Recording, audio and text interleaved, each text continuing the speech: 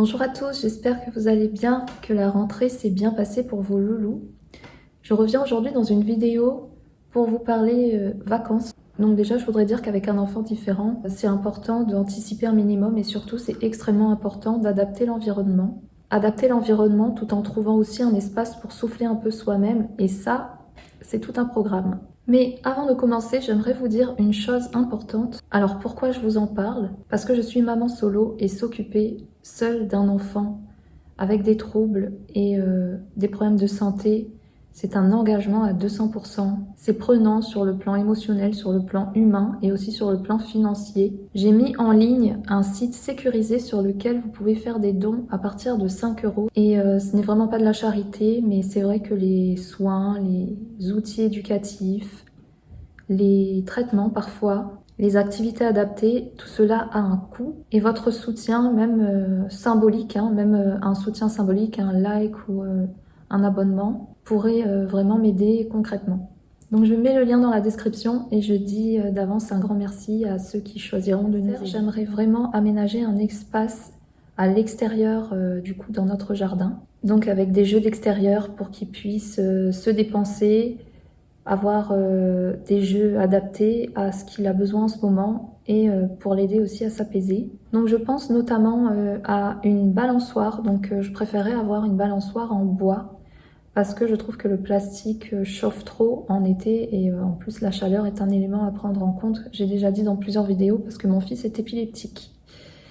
Et j'aimerais de préférence aussi avoir une balançoire avec un siège ou un siège un peu en forme d'œuf. Maintenant, c'est assez courant d'en trouver, même si c'est pas si facile que ça d'en trouver. J'ai une amie qui avait aménagé ça chez elle et Nolan pouvait passer des après-midi, ça l'apaisait énormément. J'aimerais également avoir un toboggan. Puisque le toboggan, ça reste un grand classique et pareil, c'est quelque chose qui plaît énormément à Nolan. Ensuite, ce que j'aimerais avoir aussi, c'est un bac à sable, parce que le bac à sable, ça a été prouvé, apporte beaucoup de bienfaits au niveau de la motricité, au niveau de la créativité et a des vertus apaisantes aussi pour les enfants.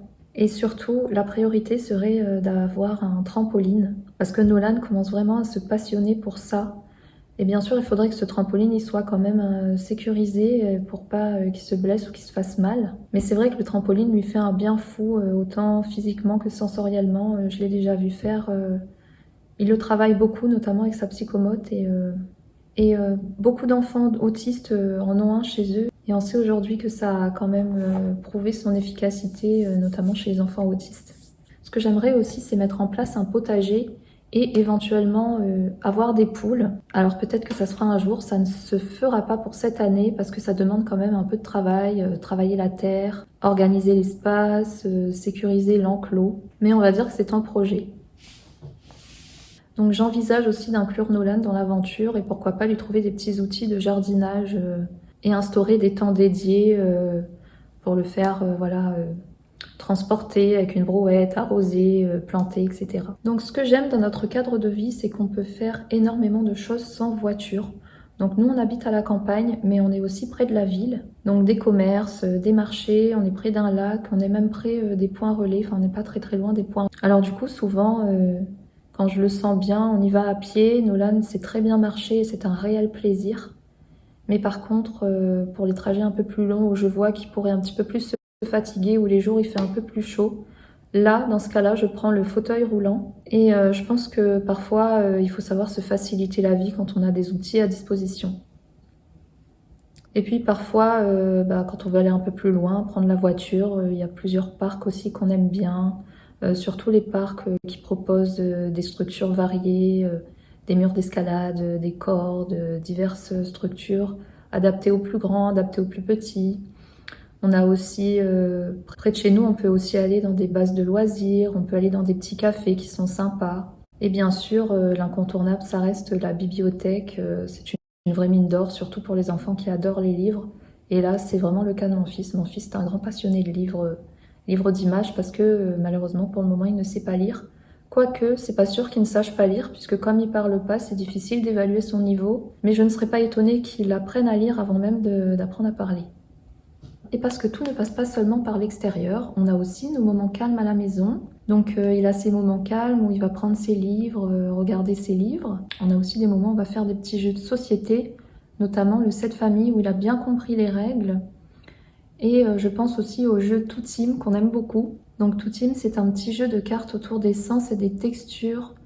Il faut trouver quelque chose de salé, quelque chose de piquant, quelque chose qui fait du bruit. Et donc c'est un jeu visuel et il est intéressant pour développer la logique, le vocabulaire et un petit peu la mémoire. Donc avec Nolan, on peut jamais jouer vraiment très longtemps parce que sa capacité de concentration est limitée. Mais c'est déjà ça et de toute façon il faut continuer à proposer, il faut persévérer. Il a aussi une petite radio qui est posée en libre accès, donc c'est lui qui peut aller la chercher. Il la branche tout seul, il change les CD, il a plusieurs CD et il les change en fonction de ce qu'il veut écouter. Il a même un CD de reggae, un CD de Bob Marley, c'est lui qui l'a choisi et ma foi, il aime plutôt bien ce CD parce qu'il l'écoute souvent. Et je vous avoue que c'est quand même mieux que les comptines. Enfin, moi, je suis contente qu'il ait passé un cap musicalement parlant.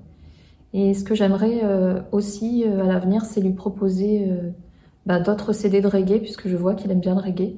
Donc je le laisse utiliser sa radio en libre accès. Le seul truc, c'est que je reste à côté quand même pour gérer le volume, parce que sinon on se retrouverait toute la journée, même en pleine semaine, avec un concert à domicile ambulant. Mais en tout cas, c'est un vrai plaisir pour lui d'utiliser cette radio, ça le rend fier parce que du coup, il est autonome et ça le rend fier de lui. À la maison, j'ai aussi aménagé toute une étagère où j'ai du matériel éducatif. Du matériel que j'ai aussi depuis longtemps, qui vient même de l'époque où on vivait à La Réunion, que j'ai fait venir en métropole. Et donc c'est un petit peu plus rare qu'on les utilise puisque maintenant il va à l'école, mais ça m'arrive quand même de le ressortir et de faire parfois des activités avec lui. Et puis bien sûr, comme tout enfant, il a des jouets dans sa chambre. Et aussi, alors donc là ça va faire à peu près depuis 1 an, parce qu'avant Nolan n'avait pas du tout d'écran.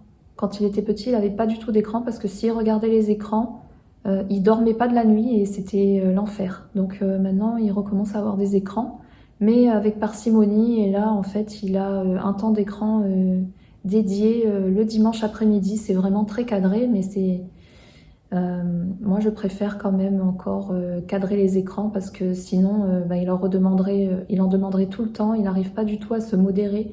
Et les écrans ont quand même beaucoup tendance à l'exciter. Et d'ailleurs, si vous êtes parent d'enfants autistes, ça m'intéresse de savoir si vous avez remarqué un changement de comportement de vos enfants dans les périodes où ils regardent beaucoup d'écran ou dans les périodes où ils en regardent beaucoup moins, voire pas du tout. Ça m'intéresse si vous pouvez me mettre un commentaire. Et donc voilà, nos vacances ne sont pas des vacances qu'on va trouver sur les comptes qui proposent des contenus de rêve sur Instagram. Ça reste des vacances en toute simplicité, mais ma foi, moi, ça me convient très bien. On a quand même de la chance d'être entouré de nature et la nature nous offre tout ce dont nous avons besoin finalement pour nous occuper. Et si toi aussi tu vis des vacances différentes et que tu aimes la simplicité, pense à t'abonner à notre chaîne pour suivre notre quotidien plein de vie. À très bientôt pour une prochaine vidéo. Bye bye!